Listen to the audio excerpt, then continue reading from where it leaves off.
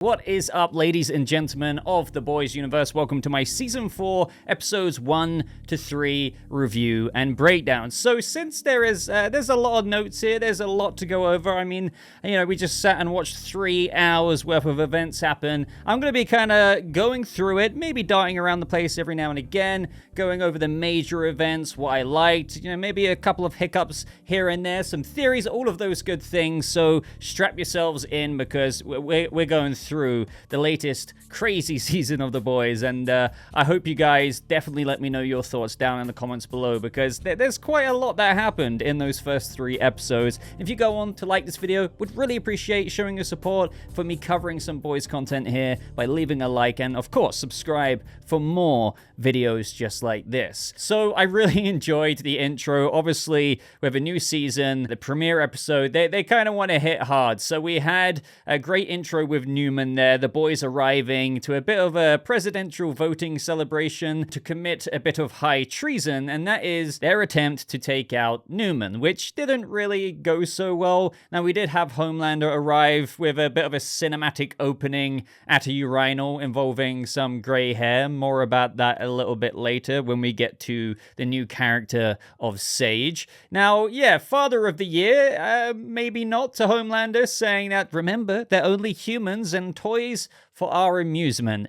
My God. And that's the thing, guys. Ever since The Boys Season 3 ending, we've been waiting to see where are things going to go with Ryan this year. Does he really have it in his DNA to be like his father, the man who would just kind of laser someone in front of a crowd of people? Maybe not. And we're going to get into some theories with that, of course. But first of all, we have that scene that was released before the episodes dropped on Prime of Butcher finding Ryan. He asks him to come with him, and Homelander ultimately takes Ryan away. But I found it interesting in this scene, like this seems to be the first time that Ryan is learning of Butcher's cancer. And this really does feel like one of the first seeds that pulls him back to Butcher, despite how he got pushed away by Butcher last season. We can't forget that Ryan's only a kid. Hey, my mum's now gone. Butcher, you pushed me away. Here's my actual dad. But what am I doing? Where am I being pulled to? Especially with what we're talking about here towards the end of the episode, he admits to Homelander that he doesn't want Butcher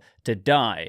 Now, we do have Homelander and Butcher talking about how is there going to be any scorched earth anymore, the final showdown between them, considering the black mass that Homelander can see in his head. And we even have Butcher reveal to the boys later on about his situation with the Temphe-induced cancer and how he only has so much time left and how he wants to be back into the team and, can the team help me get Ryan away from Homelander? But obviously, given the shakeups in the past and how he's now a liability, doesn't really exactly want to let him in on the fold. And that's kind of like the somewhat tension between Butcher operating a little bit alone in these first 3 episodes and the boys kind of doing their separate thing, even though Butcher still invites himself along the way. But the thing is, this doesn't really feel like a massive tense thing for me as a viewer, since we already know very recently that The Boys was renewed for its 5th and final season, and Eric Kripke quite literally said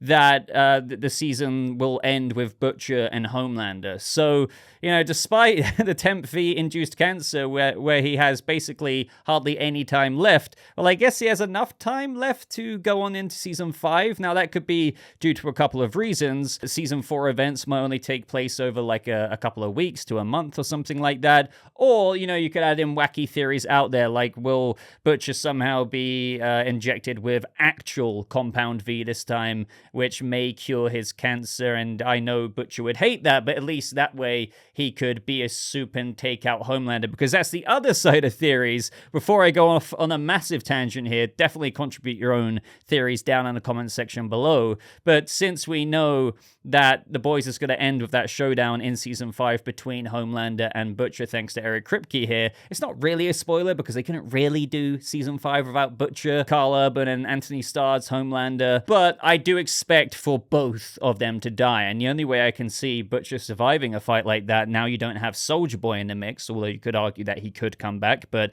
that would be a bit of a retread of the previous season. The only way I can see it is for him to be kind of souped up again, but maybe I am completely wrong about that. But yeah, I don't feel the tension of, oh my god, Butcher's gonna die, but I am still intrigued where things are gonna get with his illness. But talking about this great and yet crazy intro, we then have Neuman's daughter, Zoe, arrive to that room, I believe Neuman's room, where Frenchie and Kimiko, I think, were seemingly replacing her eye drops with their attempt at getting to her through thinking that acid would work. But that's when she brutally uses her, like, Medusa-esque things from her mouth and basically rips off the heads of the CIA agents there, which it was crazy. Even Kimiko's arm gets torn off, and I don't even know how much I can show of this in this video because of, ad guidelines and everything like that, but it was absolutely hilarious, and this is what I mean with the boys. What a great opening. Kimiko's arm growing back like super small, and then we have Starlight capturing Frenchie as she's been kind of training to fly a bit more, so Starlight is upgrading, which is cool to see. She's still a bit dodgy, but this is where, in true boys fashion, Kimiko slaps down on the floor with half of her face hanging off, but she seems to be okay with that. And so this is where Hughie, out of nowhere, throws the acid in Neuman's face, and she was absolutely fine. I mean, we even have MM say, maybe we need to face that Neuman might be invulnerable. Not only can she pop heads, but acid doesn't work. Butcher shoots her in the head. She seems fine after that.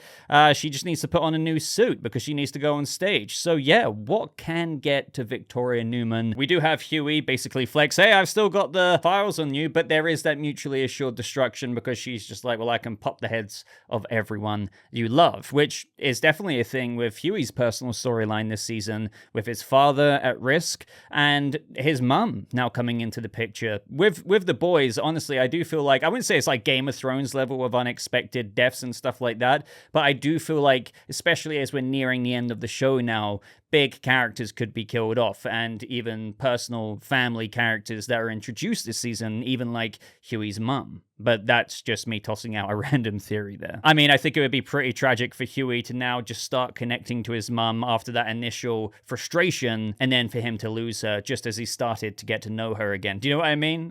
Maybe that's a bit too predictable, but let me know your thoughts. And so this is when we see MM and Butcher meet Grace at the CIA. They are pretty desperate to get rid of Neuman. I mean, obviously, we have Robert Singer there, who's up for president. Eliminating the VP-elect is really top priority, because otherwise the soup is one heartbeat away from the presidency, which is his heartbeat. And as we know, with the plans revealed by Sage and Homelander later to Neuman, well, that is the plan. And there is a lot of tension building as we progress through the story of these first few episodes, especially with this government-involved storyline, because we then have that scene of Robert Singer wanting to get rid of the hold that soups have on the world. And the whole time, even though you have Neuman, confront him about the Superhero Management Act, you can tell that this is like a dangerous game, because they're both looking at each other. He's sipping out of his coffee, and it's like, yeah, I know that you know that I know. But back on point, this is when we get introduced to Jeffrey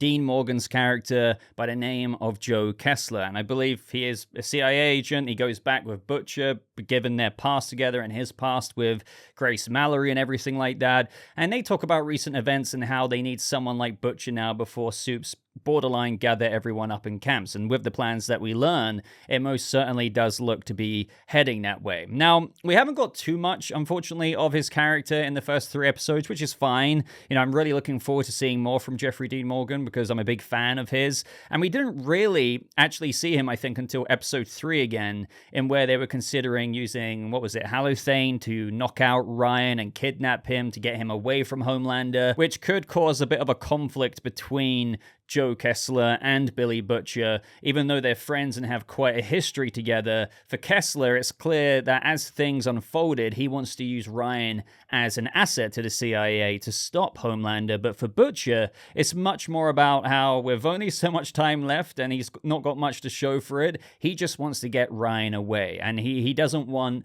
like a 12-year-old to have the burden of, saving the world and killing his father, which is Ryan even capable of that? I'm wondering where this is heading. Again, maybe it's going to go down my speculation of, well, as we had Joe Kessler say, well, it's either about kind of recruiting him or maybe killing him if we can't use him. And if Joe Kessler wants to kill Ryan so he doesn't turn into his dad one day, well, Butcher's not going to allow that to happen. So again, I'm just spitting out random ideas there, but I do wonder if Jeffrey Dean Morgan's character is going to kind of go that far with Ryan as we get further into the season if he's not going to be used as an asset. But that's one thing as well with Butcher, which I enjoyed in these first few episodes. With only so much time left, this can somewhat change people a little bit, and we had a couple of moments showing some change in where he nearly did a couple of dodgy things in an effort to accomplish his goal, such as the first was when we saw him meet with Victoria Neuman to ask for help in getting Ryan away, and she wanted Hughie's files on her that show her upbringing in the Red River group home as like a show of good faith, and then maybe she'll help him out. But what would have Neuman done to actually have helped out Butcher get Ryan back? I mean, she has the head popping power, but she hasn't used it against Homelander yet, so I don't know what she could have really have done. Butcher even stole Hughie's USB drive and almost did it, which would have really caused some drama on top of the already existing tension between Butcher and the boys group this season, with basically only Hughie wanting him back in the group. So that would have felt like a big betrayal to him. But the good thing is he didn't do it. After hallucinating Becca, he ended up bailing through replying with a spread booty pic.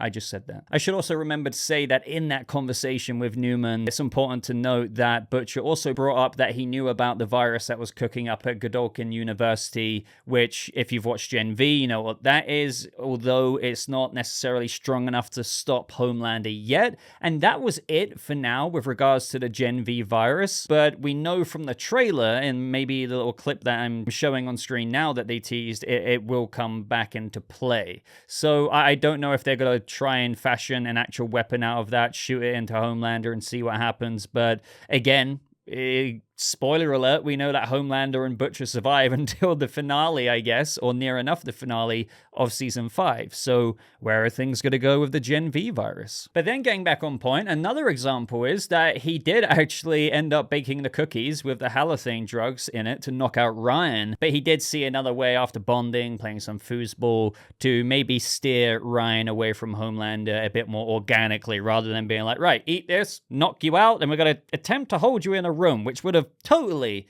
backfired, I imagine. But now we really need to kind of dive into the big plot, and this surrounds Homelander's new plan of action, I guess you could say. So after seeing some candidates for new members of the Seven, he decides to go visit Sister Sage, of whom's super ability, I guess, makes her the smartest person on Earth. Now, she proves this to Homelander by more or less kind of psychoanalyzing him, describing his situation to a T, this existential midlife crisis. And Homelander is definitely having a bit of a aging fear this season. I mean, he's got a jar of certain nether region hairs, if you will. And I remember when we were all theorizing what that could have been in the trailer, I was saying, what if it's Stormfront's hair, like a bit of her wispy hair remaining, and he just wanted to keep it? I mean, we all know how creepy Homelander is. I mean, think of Stillwell's milk and stuff. So this was just his latest trophy of just wanting to remember Stormfront, maybe. And plenty of people were saying, no, man, it's blatantly the virus.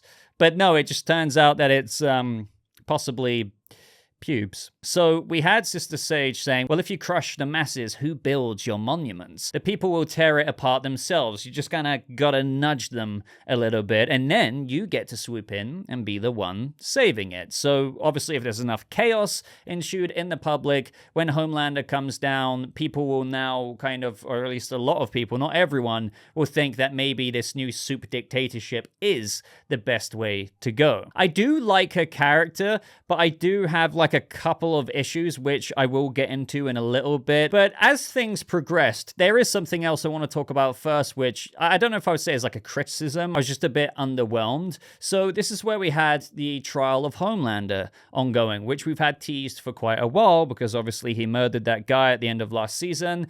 And yeah, I have to admit, like, I'm not saying like this is like crazy bad or anything. I was just a bit underwhelmed in terms of I thought perhaps it would go on for a tidge bit longer, maybe a couple of episodes showing how Homelander was concerned and maybe worried with how he actually might get convicted, even if by the end it wouldn't have been the case. Maybe we would have seen him sweat and freak out a little bit, but it was just kind of over. So I guess, that has something to do with the 6-month time jump I believe we have going into this new season. So there's been a lot of court in those 6 months. But to me, it just felt like it was something that was teased quite a bit to really just be used to accelerate things to the end, to use the verdict to just further Sage's plan into action. And so, I guess as a result of the verdict, with all the tensions between the different sides of public opinion on Supes, Starlighters, and Home Teamers, Sister Sage starts that fight in the public, and they most certainly do start crushing themselves. But we can't forget how with Sage's crafty plans,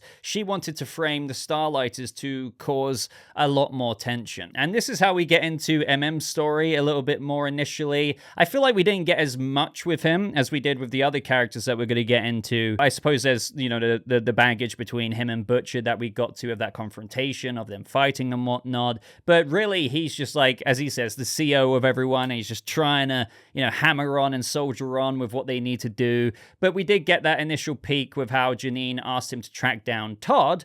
Good old bloody home teamer Todd, since she ended up kicking him out of the house for that reason, but their daughter Janine is getting pretty concerned, and so he does, and it kind of turns out that he was asked to meet Homelander along with a couple of other home teamers to die as martyrs. So they get their heads bashed in by the Deep and the new Black Noir, and I'm starting to think, are the theories about Black Noir really not as deep as maybe people originally thought? Like, he really does seem to be, just through some dialogue clues, perhaps an actor student at Godolphin University or whatever. Maybe he isn't Sam or anyone else from Gen V. He's just someone they hired in to fill the role since Homelander murdered the previous actual Black Noir. Now, as things kind of progress into episode 2 a bit more, we have that opening with Vought filming a new movie with A-Train, and with none other than Will Ferrell being the coach for A-Train. And this just reminds me, we got so many, obviously, this is the boys' crazy moments. We also had, like, randomly, just gonna say this, the Deep talking with his squid, I forget her name now, and that was certainly a thing, hearing her voice. I actually kind of like that addition. Who knows, to be honest, what other moments we could get like this, because I know Eric Kripke mentioned getting in more like A-list stars in that of the final season, just for like moments like this, which could be pretty entertaining in the future. So let me know who you guys would actually like to see pop up in The Boys Season 5, likened to that of, Will Ferrell. But now we need to get a bit more into Ryan, to be honest, because there is a lot more to unpack there. And he's really, as I said, just caught in the middle. Things get to the point of Vought pitching his own little storyline, even revealing his little Homelander suit, and also that he will be conducting his very own first save. Now, speaking of Ryan's first save, they kind of follow that rehearsal. We have Homelander arrive, which I don't think was a part of the plan, but I actually think that more speaks to how Homelander, even though this is his son and he wanted him to have his own first save, he still can't quite let him have the spotlight, even though he's the one kind of pushing him out there to do this. And this is when we had Ryan push the stunt guy a little bit too hard, and he splats. Now, I don't know if that was the intention from Homelander, because Homelander did say push him real hard. So I felt like at the time Homelander wanted to create another situation of where the public see him kill another criminal to maybe ease a lot of the home teamers who are already down for this, judging by them cheering for Homelander at the end of last season. But hey, here's another death. Isn't that okay too, maybe? But I found it a bit weird how, I know he's a kid, but there was absolutely no addressing of any investigation into Ryan murdering there. Now, as for development with some other characters, I do enjoy where things are going for Hughie, because we haven't really got too much into his personal life over the past few seasons. Of course, there's been his dad, but, we haven't exactly seen his mum before. She's been referenced, but now we finally got her this season. And even though Hughie is fuming at first, after some time, he does learn more about what happened when he was a kid. And I'm just kind of, again, wondering where things are going to go here. Like, sure, there's the, personal development of Hughie actually getting his mum back in his life. But as I briefly teased earlier, are they going to be at risk? As for Frenchie and Kimiko, we seem to be obviously diving into their pasts as well. Frenchie has got this new romantic interest named Colin, and I think he met him in rehab, who happens to belong to a family that Frenchie killed in his dark past days, in where he did a lot of killing of families, women, and even children, of which he was tormented in one of his trips in the episodes that we got here. And yet he can't really seem to confront that past and be honest with Colin, and he's going to have to confront that past, though, and there seems to be, what I found interesting here, a bit of a contrast, despite also yet the similarities between his and Kimiko's story. Because for Kimiko, after initially seeing a therapist and talking about her psychological mutism, I believe it was called, she wants to face her past and is actually quite itching to do so. As we see her and Frenchie, who's also tripping balls, I might add,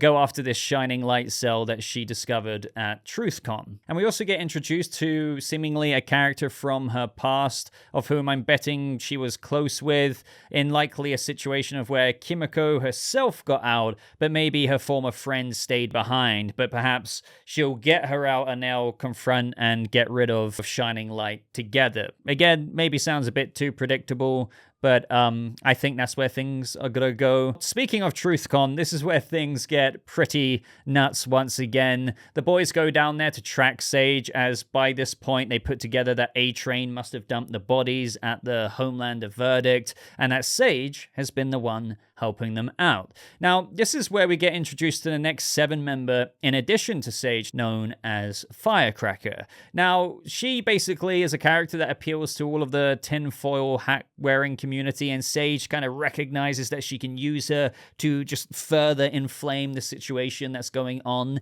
in the public. And of course, as things unfolded at TruthCon, with Sage being the smartest person alive, well, she knew the whole time that MM was tailing her, and this is where the action begins. And I mean, honestly, what can I really say here? They burst into a celebration with a marvelous Mrs. Maisel reference, and we get some wonderfully disturbing and crazy action, but especially with that soup. Was his name Splinter? He could split his body into other copies and clones of himself to help aid the fight and to help aid other things that he might want to do. As things progressed after this, since we had A-Train drop off those bodies, Annie and Hughie were tasked to go after him. And it turns out that after he has a scene with his brother Nathan, still kind of wanting nothing to do with him, given the events of last season, that A-Train gives them the USB footage of the 2 Starlighters who supposedly killed those guys, including Todd, but they didn't do that because they were like a mile or so away at the time. So that was very useful, and I can definitely see A-Train having a bit of a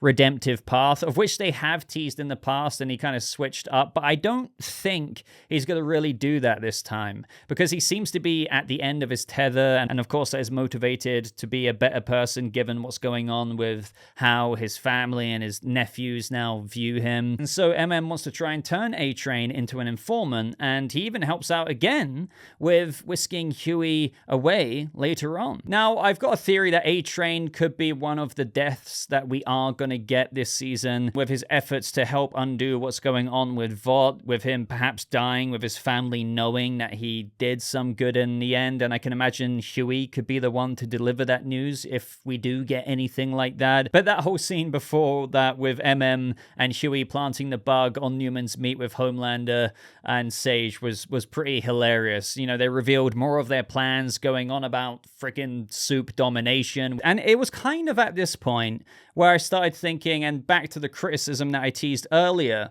and I think it is quite a valid criticism because this is quite a building block of everything this season, and that is just overall the character of Sage, because she's the smartest woman or person alive, right? And she is the brains behind what they're trying to do to introduce a new soup-dominated world, and it's working so far. Like, there's an actual threat here of Neuman rising to the top and her being the mastermind behind all of it, and Homelander being the one, I guess, who kind of put her in place. But the issue is, I would have just liked to have had more on the character of Sage herself. Like, I'm now thinking, like, I don't know if you guys have asked yourself this, but why is Sage okay with this? Why is she willing to help Homelander basically create a soup dictatorship, fascisty kind of regime in the world? I mean, it's not really been explored. Are we just meant to assume that the majority of soups are evil? I mean, I don't think so, because we know that's not true, from exploration of other soups to that of, you know, characters in Gen V. We know that if they're going to even a place like Godolkin, sure, some people can be kind of problematic, but quite a few of them actually are people as well, just with soup powers. So what I'm trying to get to here is there's not really a whole bunch of depth or even motivation behind that of Sage's character. We just met her, and it seems like a big contrivance of a character, since Homelander said he needs her, and she was just like, well, okay, you know, I'm smart, and I'm being used to do this for no other reason than, okay, I'll do it. I mean, unless I'm really missing something, we haven't got that yet, and granted, we could get a bit more exploration into her past and what's motivated her to also want a world like this.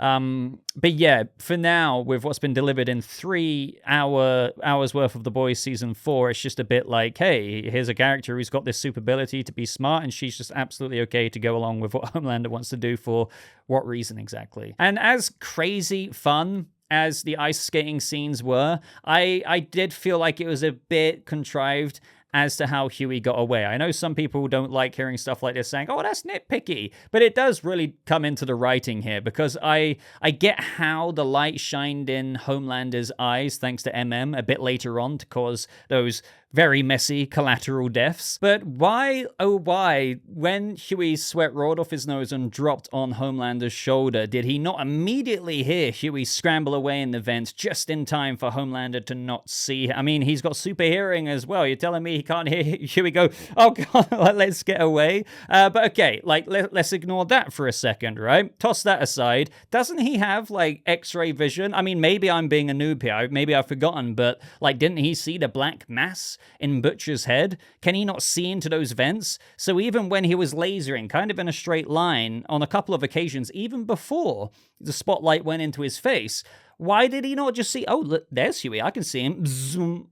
So I will have to say and admit here, Hughie's plot armor in this scene was absolutely insane. The criticism being that you can usually, if that is the case and you don't want a character to die, you can write it a bit better to make it more believable. Whereas this was a bit transparent to me with how, like, okay, we can't kill Hughie, so let's just make this scene not make sense with a character who should really easily be able to absolutely decimate him in this moment. And as for some other things towards the end of the 3 episodes, we randomly had, and in my notes here, the Deep and Sage get it on. That's kind of what I wrote.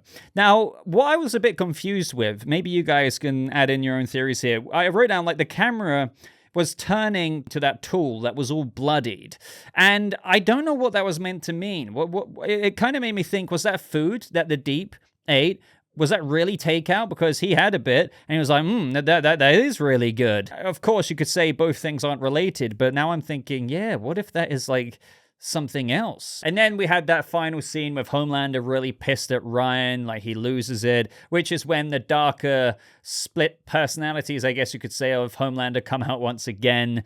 And, you know, it's all about his need for love, wanting to shed his final little, if you even want to say that he has any humanity left, because apparently he does, according to his other selves. And they're like, right, we need to shed that. We need to go back home, go back to the beginning, go back to the start. And that's where he basically grew up, in that cage, basically the lab, right? And maybe through trying to, what they're going for here is through reliving the experience he had he will just truly relive the absolute bottom depraving levels of humanity that can be out there, and just want to be like, screw all of you, through kind of being reinvigorated with that messy upbringing, will thus induce the rage that maybe he needs to go the next level. Because I think they're seeming to imply that all while Homelander does remember his upbringing, he may have blocked a bit of his memory out, so we could be going into a bit of his origins, and where we might even, you know, sympathize with his character a little bit if they do actually show mini Homelander flashbacks to aid when he does go back to that location. But ultimately, it's going to be a bit of fuel for the fire that he needs and wants to deliver, but is being slightly held back on, perhaps. But I would love to know your theories on that ending there. And overall, guys, I will say that I'm enjoying The Boys Season 4 quite a bit in this long, rambly review. Yeah, so enjoyed the first 3 episodes, enjoying a lot of the story, where things are going, what things are like with Butcher, the other characters, how the way Butcher is handling things to certain directions. I do like the plan of what's going on with Soup domination with Homelander, although I do feel like the lack of depth into his secret weapon of Sage is just something left to be desired. But again, that could be explored a bit more in future episodes. But overall, you know, not too many complaints, just a lot of enjoyment, a lot of boys fun. So I would love to know what you guys think down in the comments below. What did you enjoy most? Are there some things that you disliked? Do you agree or disagree with any of my criticisms that I may have mentioned, or even theories? Toss those down in the comments section below as well, because I would absolutely love to hear them. But with that being said, I'm going to shut up now, get to editing this video so I can hopefully get it out today. And just would really appreciate you liking this video, letting me know if you want to see more boys reviews. I did review all the episodes last season. But until next time, ladies and gentlemen, just thank you so much for watching. I hope you have a lovely rest of your day. And I'll see you soups in the next video. Goodbye.